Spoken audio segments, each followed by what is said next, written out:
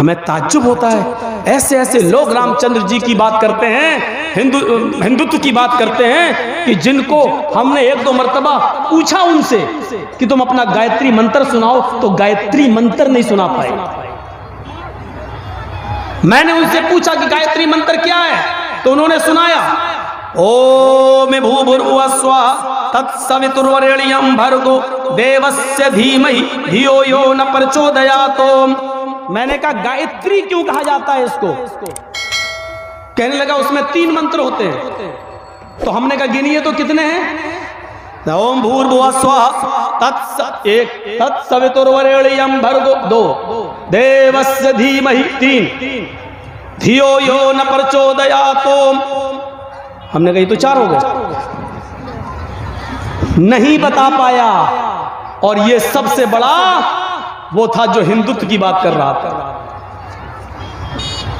गौर करें, डिबेट में देखा आपने जी न्यूज पर, डिबेट में एक आदमी देशभक्ति की बात कर रहा था, बहुत बात कर रहा था, नहीं तुम्हें कहना पड़ेगा, राष्ट्रगान गाना पड़ेगा, जनगण मंगल, मुसलमान से बहस कर रहा था।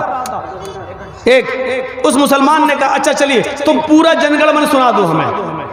अब वो दाएं बाएं काटने लगा, उसको मालूम ही नहीं था, अभी बहस कर रहा था। उसने कहा कि हम सुनाएंगे, मुसलमान ने कहा हम सुनाएंगे, पहले तुम सुनाओ, तुम्हें इससे क्या मतलब, मैं क्यों सुनाऊं, मैं डिबेट में क्यों सुनाऊं? उसने कहा तुम्हें सुनाना पड़ेगा, मैं देखना चाहता हूं कि जिस चीज पर भारत को तुम लाना चाहते हो विकास के मुद्दे से हटाकर, वो तुम्हें याद भी है याद नहीं। बार बार जी न्यूज के एंकर ने कहा सुनाओ ना, सुने नहीं सुना पाया, और डिबेट कर रहा है जनगण मन पर। ये देखिए आप, ऐसी चीजों पर बहसें हो रही है, डिबेट हो रही है, भाईचारे को कभी खत्म नहीं होना चाहिए। अब जहां तक धर्म की बात है तो मेरे भाइयों सबका धर्म एक ही है, नाम अगरचे बदल गए, कलमा मूल मंत्र किसी का नहीं बदला। और जहां तक नबी अकरम का ताल्लुक है, अंतिम ऋषि का ताल्लुक है, अंतिम संदेष्टा का ताल्लुक है, तो देखिए जैन धर्म, मैं सोचता था कि जैन धर्म के अंदर शायद हमारे नबी का नाम या मोहम्मद साहब का नाम नहीं मिलेगा, लेकिन जब मैंने पढ़ना शुरू किया तो हमें एक शब्द मिला मित्र, हमें एक शब्द मिला पक्षदाता, पक्षदाता, अरहन। ये जैन धर्म के अंदर अरहन का शब्द मिल गया। तू पूजा नहीं कर सकता है तो मत कर। चैनल वाले तो यार नाक में दम कर दिया, आप लोग एक बार सेट नहीं कर पाते हैं। ये अभी आया है, तो आया है तो अभी तक क्या कर रहे थे लोग बताइए? 12:30 बजे पहुंच रहे हैं, कुछ नहीं कर पाएंगे लोग जिंदगी में। जिसको वक्त की पाबंदी नहीं वो जिंदगी में कभी कुछ नहीं कर पाएगा। कहीं से भी आ रहे हो, वक्त बहुत अहम होता है।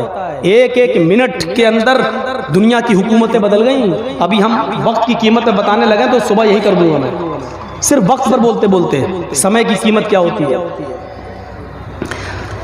तो सुनिए, तू पूजा नहीं कर सकता तो मत कर, गरीब को दान नहीं दे सकता है तो मत दे, तेरे लिए अरहन काफी है। ये लिखा हुआ है जैन धर्म के अंदर। अरहन किसको कहते हैं? अब उठाइए एक किताब, डिक्शनरी, डिक्शनरी का नाम है नालंद विशाल शब्द सागर। ये किताब आपको कहाँ मिलेगी? गीता प्रेस गोरखपुर के अंदर, वहीं की छपी हुई किताब है, गीता प्रेस गोरखपुर। किताब का नाम नालंद विशाल शब्द सागर। इस किताब के अंदर ए और आर यानी अर अर आ और रा की लिस्ट में जब आप जाएंगे, इसमें लगा दो ना यार, वहां खड़े होकर बात कर रहे हैं, सबको डिस्टर्ब कर रहे हैं। साला मैं भूल गया मैं क्या बोल रहा था।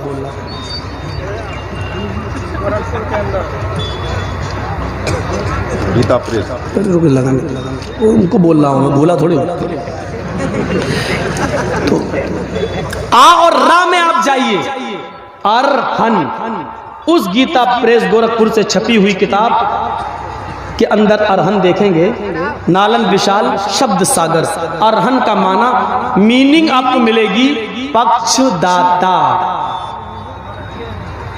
सिफारिश करने वाला, शिफात करने वाला।